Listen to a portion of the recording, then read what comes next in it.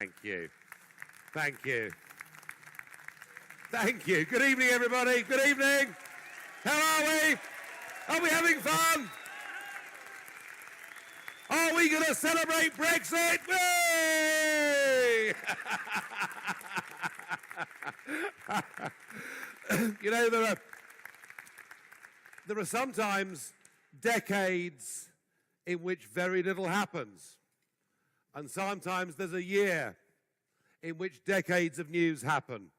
And I genuinely believe that we'll look back in 10 or 20 or 50 or 100 years' time, and we will look at the year 2016 as the year that the first brick was knocked out of the establishment wall, and that Brexit will prove an inspiration to people across the whole of the Western world who believe in freedom, liberty, and democracy.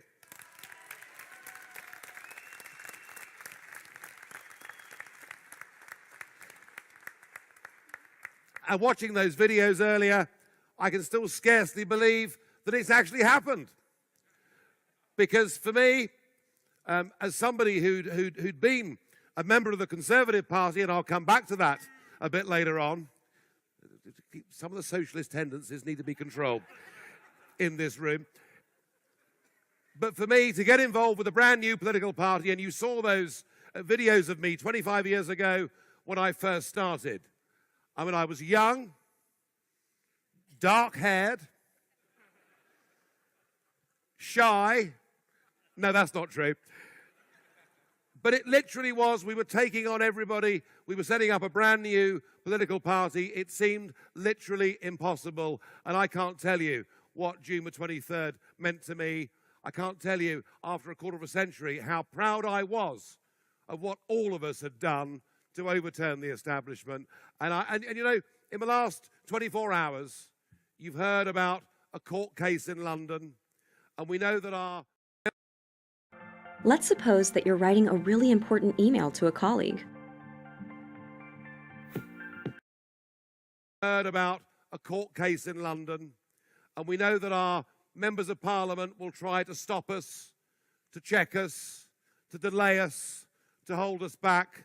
But let me tell you this, that long, proud tradition in the European Union, whereby when the Danes voted against Maastricht, they were forced to vote again.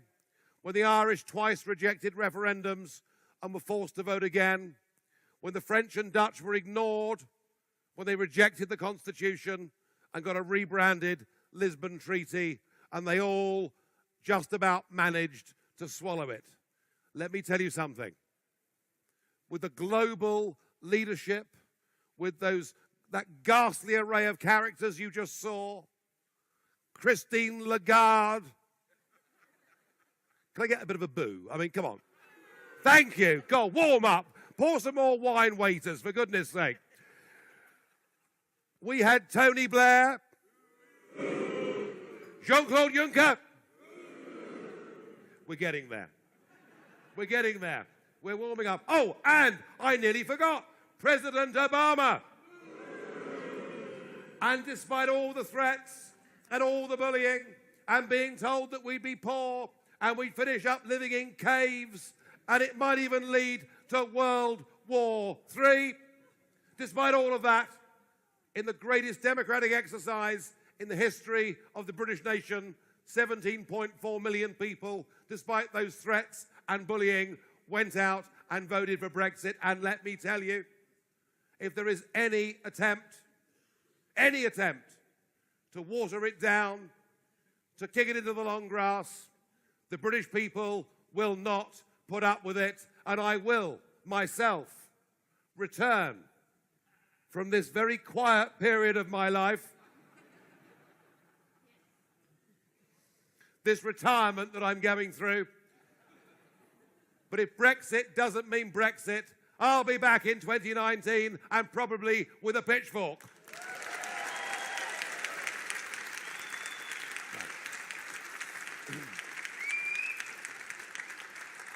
Now, there are, of course, events beyond Europe that I think are being influenced by the arguments that took place in Brexit. Next Tuesday, unless you hadn't noticed, there is a presidential election taking place in the United States of America. And right at the very heart of that debate are the same arguments that we discussed in Brexit. Hillary Clinton, thank you. Hillary Clinton is such an admirer of the European Union project that she now wants it to be extended onto a hemispheric scale. She wants it to be a prototype for a form of global government. Thank you. And Donald J. Trump, well,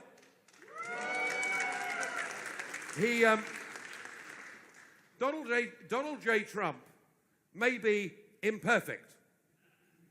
He may be a breast-beating, alpha male, silverback gorilla. He may be someone that says things that attempts to shock and steal the media agenda. I personally can't imagine why anybody would ever behave like that. But whether you like Trump or dislike Trump, frankly, has nothing to do with it. Because when it comes to the direction of travel, Trump believes in the things that many of us in this room believe in. He believes in nation-state democracy. He believes that sensible border controls are the best way for racial integration and harmony. And he believes, quite rightly, that we have to work together to fight against the potential threat of Islamic terrorism. I'm not allowed, of course, I'm not allowed as a foreigner to tell the American people how they would vote. And indeed, when I had my brief intervention in Jackson, Mississippi, I said I would not endorse any candidate in this election, but that I wouldn't vote for Hillary if you paid me. Indeed, I said I wouldn't vote for Hillary if she paid me. So let's see what happens on Tuesday. But it's funny for me coming back here today to Stockholm, which perhaps brings me to my bigger point, not just about Brexit, but about us coming together in European parties, in European foundations, and in European groups. I used to come to this city regularly between 1988 and 1993. These were the days when I had a proper job. I wasn't in politics. I was involved in the private sector. I was involved in the metals trading business, and Sweden is a significant metals producer. And I used to come to Sweden in 88 onwards as somebody who was a convinced Thatcherite. I believed what we needed was a smaller state.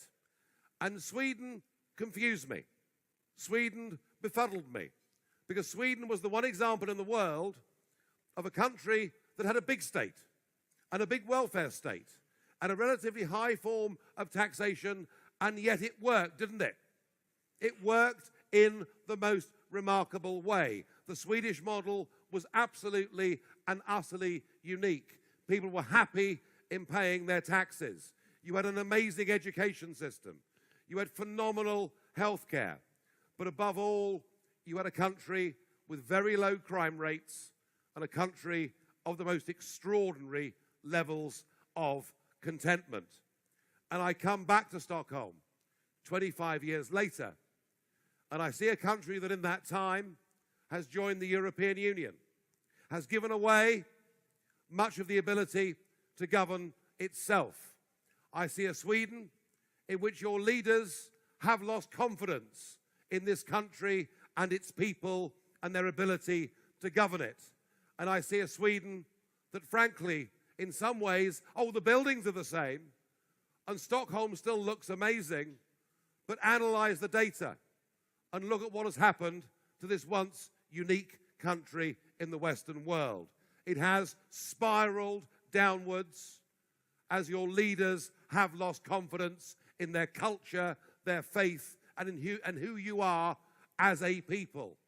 And it reminds me that I might have gone to Brussels all those years ago in 1999, believing that the British state was effectively a square peg in a round hole.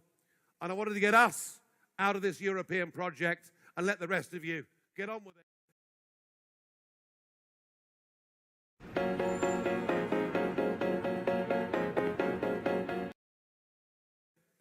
But that changed in 2005.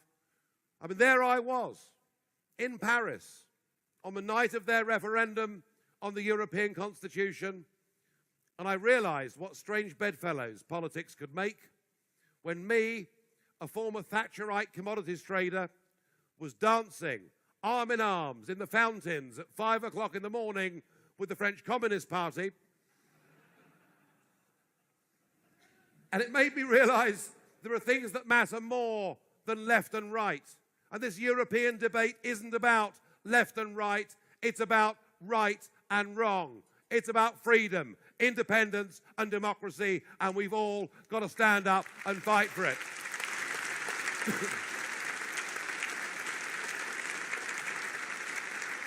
And I will see out my time in the European Parliament until Britain finally leaves. I sit there, seat number 20 in Strasbourg, with Mr. Juncker there in seat number 21. And let me tell you something, I enjoy the exchange far more than he does.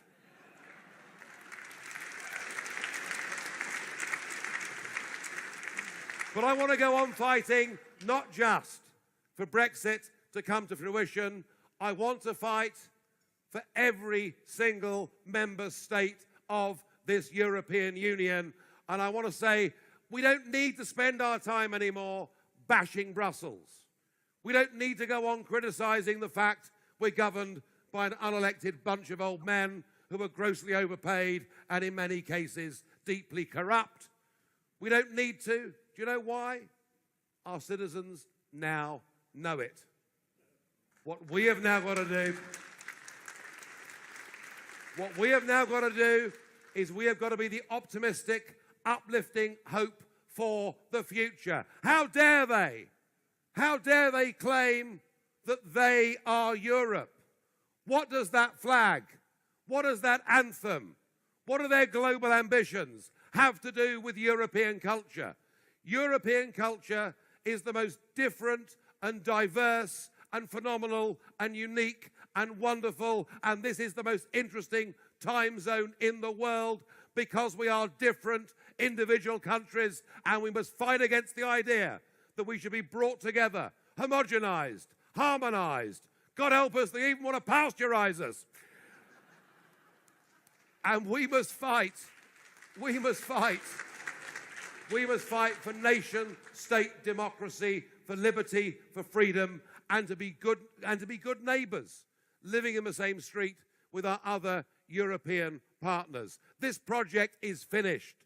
It's doomed. The Eurozone has divided Europe from north to south, as the Berlin Wall at one time divided Europe from east to west. This thing is finished. Our job as true democrats is to bring it to a swift and peaceful conclusion. And I must say, if I'm here tonight, I'm proud to be here. I'm proud to be in a country that now at last has a political voice of opposition, and well done to you. Well done to you.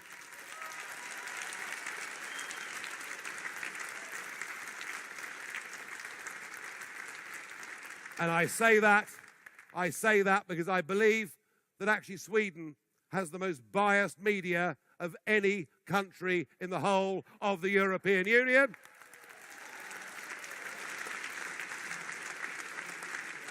No, I really enjoyed that. I normally just slag off the BBC, you know. But in this country, as in every country, there is a proper democratic voice of opposition growing, and that's why we've got together in our groups, our parties, our foundations. Oh, I know Brussels is going to make our life very difficult. Brussels doesn't believe in a level playing field, but frankly, nothing will stop us. And I'm proud to be here today. And in some ways, I regard myself as perhaps the street fighter of the Eurosceptic movement. And it's a great honor to be here tonight with our elder statesman, the respectable wing of Euroscepticism. And I'm looking very forward much to hear what Václav Klaus has to say later. It's a great honour, once again, to be here sharing a platform with you.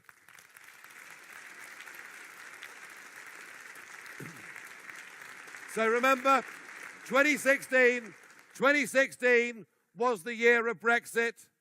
This is the beginning of the end of a project that has lost its way, a project that has moved so far away from its original idealistic objectives that is now a force for bad and not for good. And we are the People's Army. We are the liberators. We will bring back nation-state democracy, independence, and all the values that we hold dear. And now, at the end of this year, we can say that no longer are we just a resistance movement. No longer are we on the defensive. We are now on the march, and we are going to win. Thank you.